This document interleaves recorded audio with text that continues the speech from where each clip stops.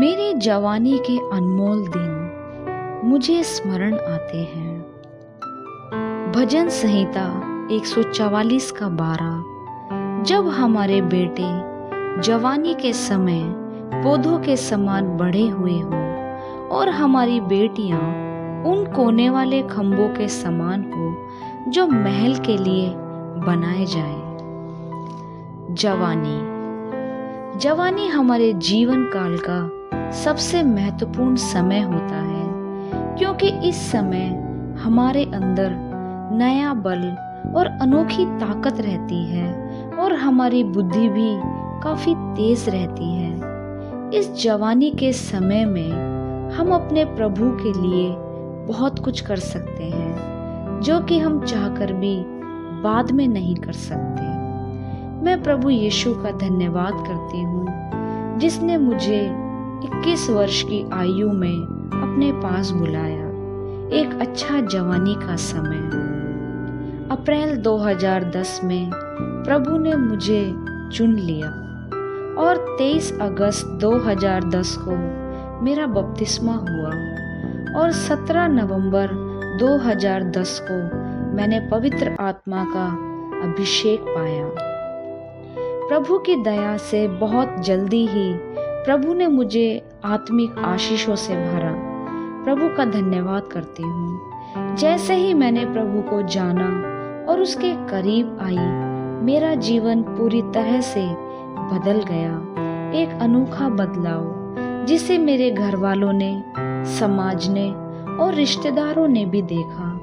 मुझे प्रभु ने अपने प्रेम से भरा और वो ही मेरा सच्चा आनंद बन गया। उस मसीह के प्रेम ने मुझे बदल दिया और वो ही मेरे लिए सब कुछ बन गया। जिस प्रकार प्रेरितों के काम 9 के 20वें अध्याय में लिखा है कि पौलुस ने तुरंत बपतिस्मा लिया और प्रभु की सेवा करने लगा, मेरे अंदर भी प्रभु ने अपने प्रेम की एक ऐसी ही आग सुलगा दी थी। मुझे ऐसा लगता था कि मैं सिर्फ और सिर्फ प्रभु के लिए ही जीऊं। मैं पूरे दिन एक कमरे में बंद रहकर सिर्फ प्रार्थना करती और बाइबल ही पढ़ती रहती थी। सुबह कमरे में जाती और शाम को ही बाहर निकलती थी। उसके बाद भी लगता था कि सिर्फ प्रभु के साथ ही रहूं और किसी भी बात में मन नहीं लगता था। जिस प्रकार एक प्रेमिका अपने प्रेमी से बात करना चाहती है, उसके साथ रहना चाहती है, वैसे ही प्रभु के साथ मेरा रिश्ता था। जब मैं अपने कमरे में जाती थी तो लगता था कि प्रभु बैठकर मेरा इंतजार कर रहा है। मेरा रिश्ता प्रभु के साथ एक दोस्त की तरह था। अपने मन की सारी बातें मैं प्रभु को बताती थी। उस समय पर किसी भी बात की कोई चिंता नहीं थी। सिर्फ एक ही बात की धुन थी कि मुझे प्रभु के लिए जीना है और उसके लिए कुछ करना है। एक पागलपन था मेरे अंदर प्रभु के प्रति, एक अनोखा आनंद, एक अनोखी खुशी। हर दिन ऐसा लगता था कि आज मुझे प्रभु के लिए कुछ करना है। वो प्रभु का प्रेम और प्रभु की आग मुझे विवश करती थी। सुबह होते ही प्रार्थना के बाद बहन रीना, जिनके द्वारा मैंने उद्धार पाया, उनके साथ सेवा के लिए निकल जाती थी।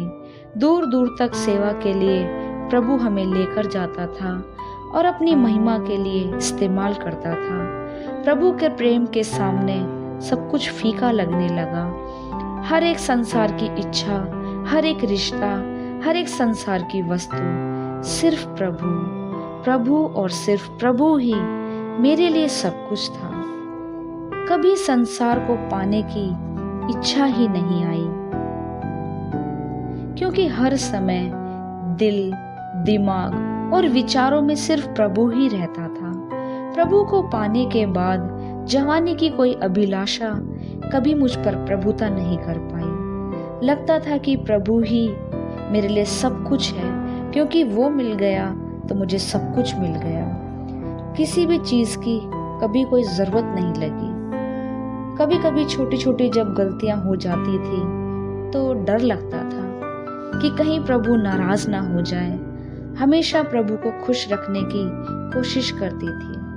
2013 में मेरी शादी हुई। 3 साल मुझे मिले जिसमें मैंने अच्छे से अपने समय को प्रभु के लिए जिया, बड़े ही आनंद के साथ। 2013 शादी के बाद मेरा जीवन पूरी तरह बदल गया।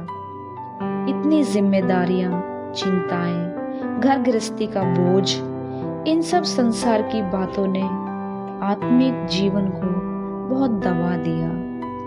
अब चाहकर भी ऐसा आत्मिक जीवन जो मैंने जवानी के समय जिया नहीं जी पाती।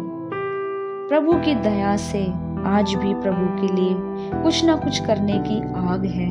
उसके प्रति वो प्रेम भी जिंदा है, क्योंकि जिसने एक बार प्रभु के प्रेम को चख लिया उसे संसार की कोई वस्तु जीवन भर संतुष्ट नहीं कर सकती। लेकिन बहुत कुछ बदल गया।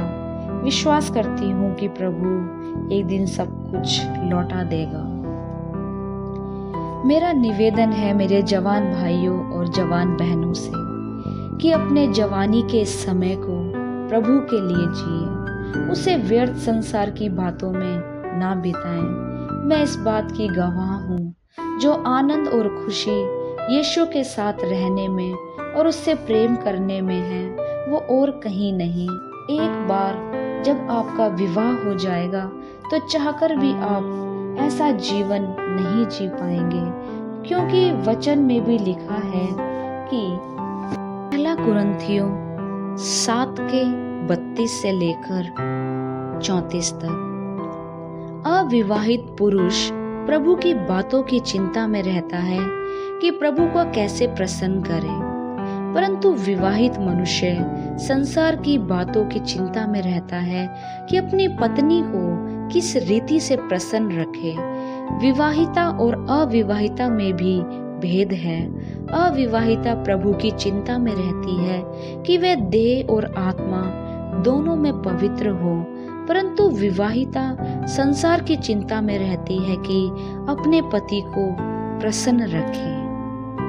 एक बार जब आप प्रभु के उस गहरे प्रेम को चख लेंगे तो संसार की सारी बातें आपके लिए व्यर्थ हो जाएंगी। जैसे पौलुस कहता है कि फिलिपियों 3, एक बार जब आप प्रभु के उस गहरे प्रेम को चख लेंगे तो संसार की सारी बातें आपके लिए व्यर्थ हो जाएंगी। जैसे पौलुस कहता है कि फिलिपियों 3:8 में, वरन मैं अपने प्रभु यीशु मसीह की पहचान की उत्तमता के कारण सब बातों को हानि समझता हूँ, जिसके कारण मैंने सब वस्तुओं की हानि उठाई और उन्हें कूड़ा समझता हूँ, जिससे मैं मसीह को प्राप्त करूँ।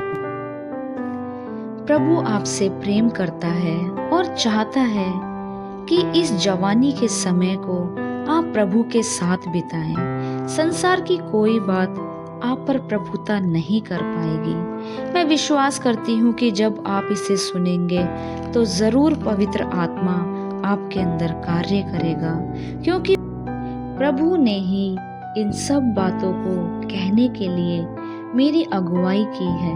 यीशु आपको बुलाता है।